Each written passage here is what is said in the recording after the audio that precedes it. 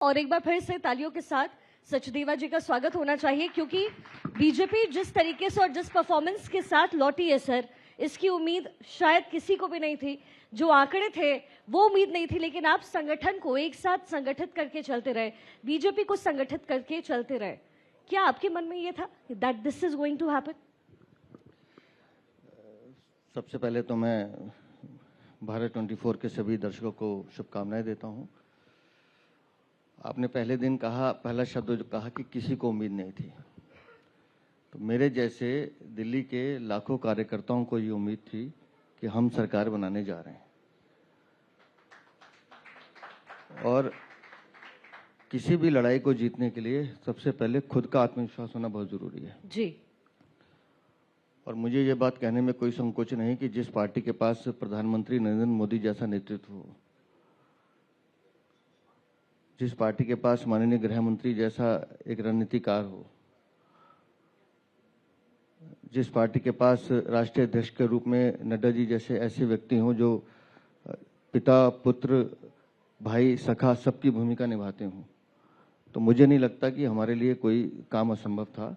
और इसी विश्वास के साथ दिल्ली में हम लोग ये करने में सफल हुए और इसके लिए आपको बहुत बधाई है। मैं चाहती हूँ एक बार फिर से जरा तालियां बजाइए, क्योंकि जैसा सीएम मैडम जब आई सर, तो मैंने यही कहा, इसके पीछे बीजेपी बहुत मजबूती से लड़ी है और कहीं ना कहीं लोगों के अंदर एक बदलाव की जो उम्मीद थी वो बयार बढ़ी और फिर बीजेपी उसे लेकर के लोगों को साथ लेकर के चली गई। लेकिन सचदेवा सर, अभी जो चुनौतियां हैं वो बीजेपी के पास बहुत सारी है, लेकिन सबसे बड़ी चुनौती जो आपके कंधे पे होगी मेरे ख्याल से वो ये है कि एक साथ संगठन को लेकर के चलना। सरकार बना ली आपने, एक साथ संगठन और सरकार का तालमेल, इसको लेकर के क्या कुछ ब्लूप्रिंट तैयार है सर? देखिए, हम लोग संगठित होकर लड़े, इसलिए सामूहिक नेतृत्व से ये जीत मिली है। ये किसी एक व्यक्ति की जीत नहीं है। नेतृत्व हमारे प्रधानमंत्री का है और उनके दिशा निर्देश के अनुसार हम काम करते हैं। और 23 मार्च 2023 को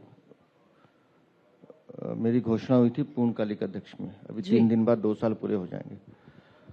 आपने इन 2 सालों में देखा होगा कि संगठन में कहीं भी आपको बिखराव नजर नहीं आया। तो वो संगठन जो इकट्ठा होकर लड़ सकता है, तो वो संगठन इकट्ठा होकर सरकार भी चलाएगा।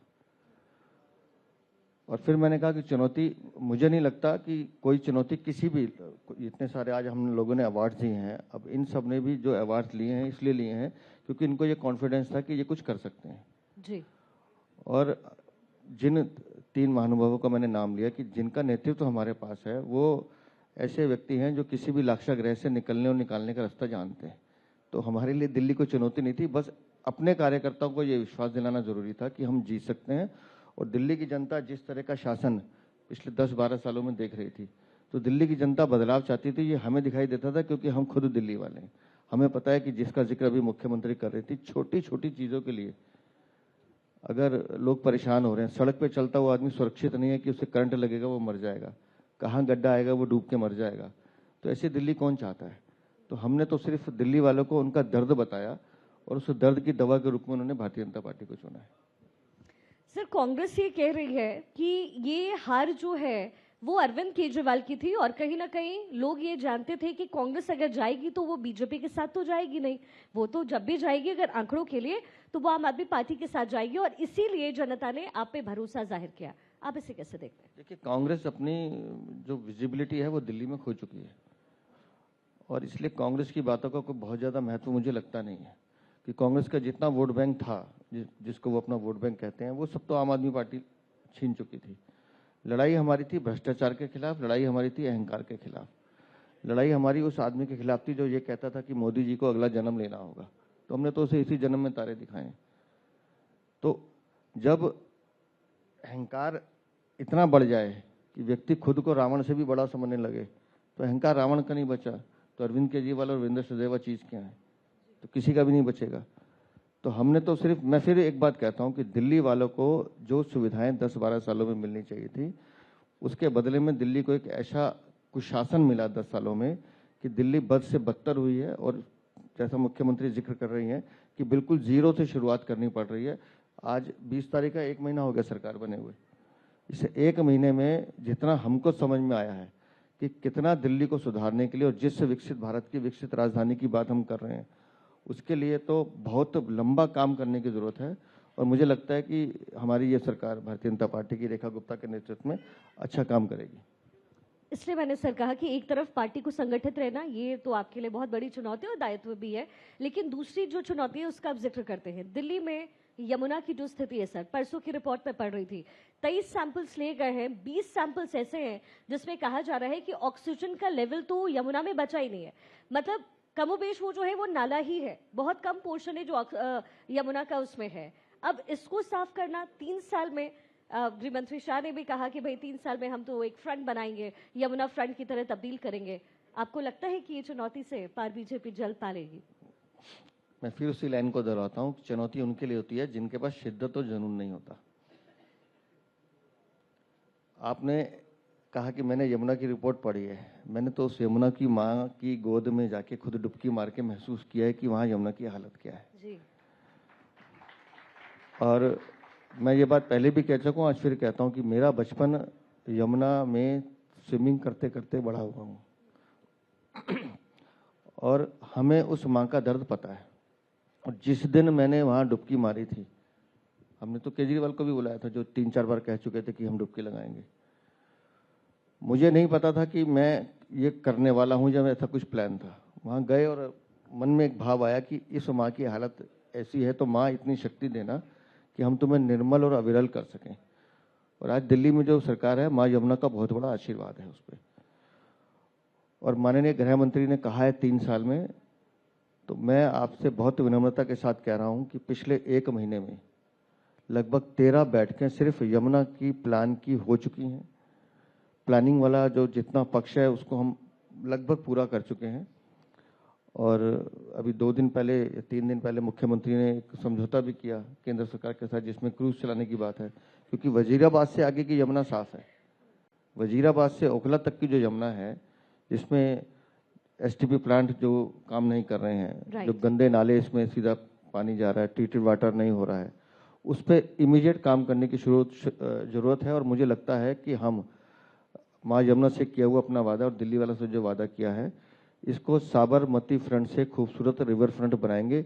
ये आप लिख कर रख लीजिएगा और मैं दोबारा आपके मंच पे आके जिस दिन ऐसा हो जाएगा फिर आके बताऊंगा। सर मैं बहुत ही दिल से आपका इंतजार उस वक्त के लिए करूंगी और जो हमारी जनता है वो भी। एक और सर बहुत बड़ा मुद्दा है दिल्ली का, वो है प्रदूषण का मुद्दा। लेकिन ये डायरेक्टली दिल्ली से इसको निकाल पाएंगे या नहीं, ये कहना भी बड़ा मुश्किल है। हालांकि हमने देखा कि सीएम मैडम में अभी जहां कचरे का ढेर है उसको लेकर के प्रोसेसिंग की बात हो रही है। प्रदूषण को लेकर के क्या करेंगे सर? देखिए, प्रदूषण एक बड़ा मुद्दा है और ऐसा काम नहीं है कि जो 2-3 साल में ठीक हो सकता है। बड़ी ईमानदारी से मैं कह रहा हूँ, प्रदूषण के लिए जो मेन जो रीजन है दिल्ली में वो है डस्ट। और डस्ट जो है वो सड़कों से होता है, साफ सफाई का ध्यान रखने की जरूरत है और सड़कें ठीक होनी चाहिए। पिछले 1 महीनों में हमने लगभग 48 सड़कों का रीकारपेटिंग का काम शुरू किया है और आने वाले 1 साल में दिल्ली में लगभग मेन रोड जो हैं वो पीडब्ल्यूडी की 7000 किलोमीटर की हैं। तो मुझे लगता है हम इसको 1 साल में तो नहीं लेकिन 2 सालों में पूरी रोड्स को हम इस तरह से कर पाएंगे कि किसी को एक गड्ढा ना मिले उसमें। तो गड्ढा मुक्त सड़क करना जरूरी है और साफ सफाई पे अगर ध्यान देंगे, डस्ट कंट्रोल करेंगे तो पोल्यूशन में कमी आएगी। उसके बाद जो पराली वाला इशू है, अब उसमें बाकी राज्यों की, पंजाब में पराली जलती है हम सबको पता है और अरविंद केजरीवाल इस बात को बहुत बार कहते रहे, लेकिन जब से सरकार आई उन्होंने कहना बंद कर दिया। हरियाणा ने पराली पे अच्छा काम किया है, यूपी अच्छा काम कर रहा है, पंजाब को भी करने की जरूरत है। और उसके साथ साथ अब दिल्ली की जनता को भी समझना पड़ेगा कि हमको कम्युनिटी सर्विसेज में जाना पड़ेगा। एक घर में 4-4, 5-5 गाड़ी हैं अगर, तो आपको ये भी सोचना पड़ेगा कि आपको कितनी जरूरत है। और दिल्ली को अब धीरे धीरे इलेक्ट्रिक व्हीकल पे शिफ्ट होना पड़ेगा। हमने बसेस को करना शुरू किया है, ऑटो को करना शुरू किया है, टैक्सी सीएनजी पे उनको भी इलेक्ट्रिक पे जाएंगे। तो अंततः भविष्य उस तरफ ही जाना है और जब ये सब चीजें होंगी तो मुझे लगता है हम पॉल्यूशन पे भी कंट्रोल पा सकेंगे।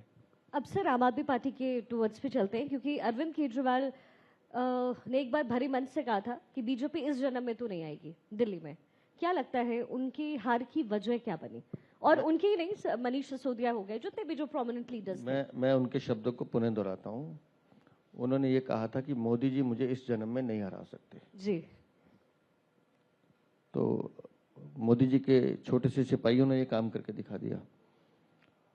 और दिल्ली की जनता को मैं बधाई इस बात की देता हूं कि पूरे विश्व, पूरे देश में माननीय प्रधानमंत्री के नेतृत्व को सराहा जाता है, उन पर विश्वास व्यक्त किया जाता है।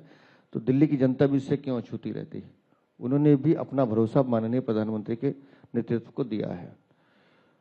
आम आदमी पार्टी के हारने की 2-3 कारण हैं। उनके पास गुड गवर्नेंस नाम की कोई चीज नहीं है। उनका जो गवर्नेंस मॉडल, मैं इसलिए गवर्नेंस मॉडल भी कह रहा हूं, लेकिन वो गवर्नेंस है नहीं। उनका जो मॉडल था वो सिर्फ झूठ पे था, चोरी पे था और भ्रष्टाचार पे था। मैं दावे के साथ कह सकता हूं, उनके किसी भी नेता को यहां बिठा लीजिए, कोई एक विभाग दिल्ली सरकार का बता दें जिसमें उन्होंने चोरी नहीं की। कल सत्येंद्र जैन के खिलाफ ये फाइल दबा के रखी अरविंद केजरीवाल ने।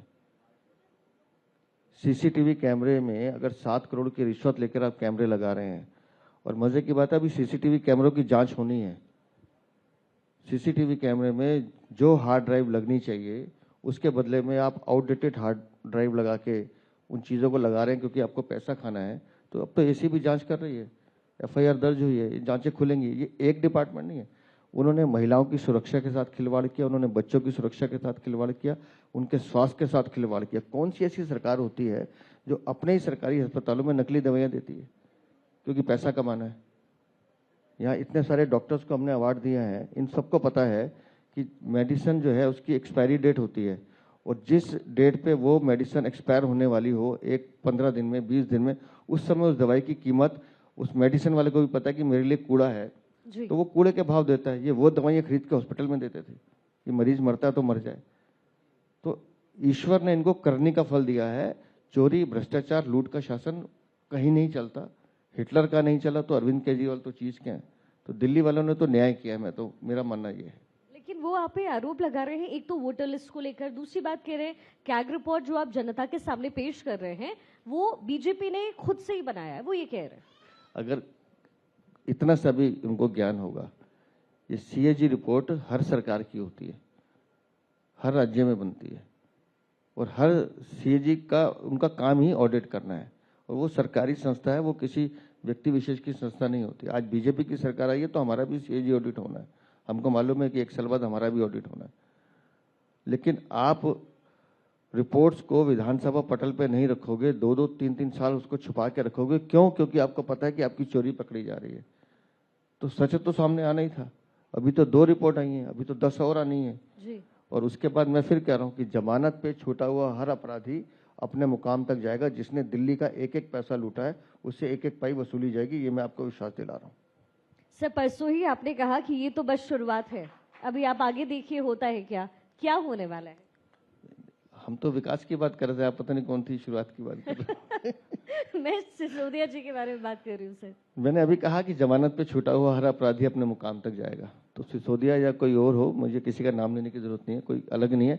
जिसने चोरी की है, जिसने भ्रष्टाचार किया है, जिसने दिल्ली का विश्वास तोड़ा है, जिसने दिल्ली को लूटा है, उसको उसकी सजा मिलेगी। जिसने नहीं किया उसे डरने की जरूरत नहीं है। आतिशी जी कह रही हैं सर कि अब जो वादे आपने किए हैं उसको पूरा करने का समय आ गया है, तारीख बड़ी नजदीक है। उन्होंने गिनवा भी दिया कि भाई आपको पैसे भी देने हैं, आपने जो वादे किए हैं दिल्ली की जनता से अब जल्दी पूरा कीजिए, नया मापदंड मत बनाइए। पूरी आम आदमी पार्टी जमानत लेने के लिए तारीखें याद करती थी कोर्ट में कि अब कौन सी तारीख हमें अरविंद केजरीवाल को जमानत मिलेगी या नहीं मिलेगी। तो उनको तारीख याद करने दीजिए। भारतीय जनता पार्टी, रेखा गुप्ता की सरकार दिल्ली में काम करने के लिए आई है और किसी भी सरकार को थोड़ा समय मिलना चाहिए। अभी 27 सालों के बाद बीजेपी दिल्ली में आई है, तो प्रशासन में जो लोग हैं और इसमें वो लोग भी हैं जिन्होंने अभी तक, आज की तारीख तक भी वो अपनी आका का नमक का हक अदा कर रहे हैं, तो उनको भी आइडेंटिफाई किया जा रहा है।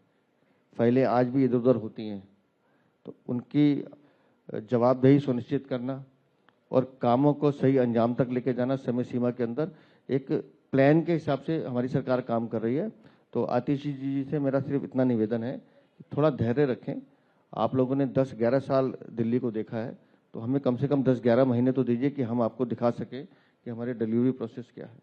सर, 2 आखिरी सवाल मैं आपसे और पूछूंगी। पहला सवाल ये है कि एमसीडी तो अब आम आदमी पार्टी के पास है, अब सरकार आपकी है, कहीं ऐसा तो नहीं होगा कि फिर वही वाला खेल होगा जो अब तक होता रहा? वो अरविंद केजरीवाल कहते रहे कि भाई एमसीडी काम नहीं करने दे रही हमको, वो कहते रहे कि सरकार की तरफ से नहीं दिया जा रहा है, ये तमाम तरह की बातें हो रही थी। जो हालत अरविंद केजरीवाल ने नगर निगम की थी, मैं बहुत विश्वास के साथ कह रहा हूँ कि हमारा ऐसा कोई वो हमें दिल्ली को बेहतर और विकसित भारत की विकसित राजधानी बनाना है। एमसीडी में कौन है हमें फर्क नहीं पड़ता, हमें उनको पैसा देना है तो हम पैसा भी देंगे। और अभी आज 1 महीने में स्वच्छ भारत अभियान के तहत 192 करोड़ हम उनको दे चुके हैं, 192 करोड़। तो हम ये चाहते हैं कि काम होना चाहिए, किसके पास है किसके पास नहीं हमें इससे मतलब नहीं है। और आज जब मैं आपसे बात कर रहा हूं कि आपने कहा एमसीडी में वो बहुमत में है, आज अगर बहुमत करा लीजिए तो एमसीडी में उनके पास बहुमत नहीं है, लेकिन तब भी हम उनको नहीं छेड़ रहे। हम उनसे कह रहे हैं आप काम करते रहिए, क्योंकि हमें तो काम से मतलब है। हमें दिल्ली की सड़कें साफ चाहिए, हमें दिल्ली का सीवर सिस्टम ठीक चाहिए, हमें दिल्ली में ट्रैफिक समस्या दूर करनी है, दिल्ली में पार्किंग के नए स्लॉट्स बनाने हैं। हमारा फोकस दिल्ली को विकसित राजधानी बनाना है, कौन कहां पर है उससे हमें फर्क नहीं पड़ता। एक सर आखिरी सवाल आपसे, और ये सवाल दिल्ली से इतर है, लेकिन मैं जवाब चाहूंगी आपसे। सीएम फेस को लेकर के बीजेपी हमेशा सरप्राइज करती है। बिहार में आने वाले दिनों में चुनाव है, क्या तैयारी है आपकी, और क्या वहां पे आप सरप्राइज करने की तैयारी तो नहीं कर रहे? बिहार के सीएम तो सबको मालूम है कि आदरणीय नीतीश कुमार जी के नेतृत्व में चुनाव लड़ा जा रहा है, और निस्संदेह भारतीय जनता पार्टी वहां सरकार बनाने जा रही है, एनडीए की सरकार बनेगी। तो जो केंद्र के निर्णय है वो सबको पता है, और बिहार छुपा हुआ नहीं है। बिहार में हमारा चेहरा सामने है, उनके नेतृत्व में चुनाव लड़ा जा रहा है। वही सीएम बनेंगे? आरजेडी पूछ रही है। मैं कह ही रहा हूँ ना जी कि उनके नेतृत्व में चुनाव, जिनके नेतृत्व में चुनाव लड़ा जाता है तो निस्संदेह वही बनता है। जी, बहुत बहुत शुक्रिया वीरेंद्र सचदेवा जी, आपने अपना समय दिया। Thank you so much.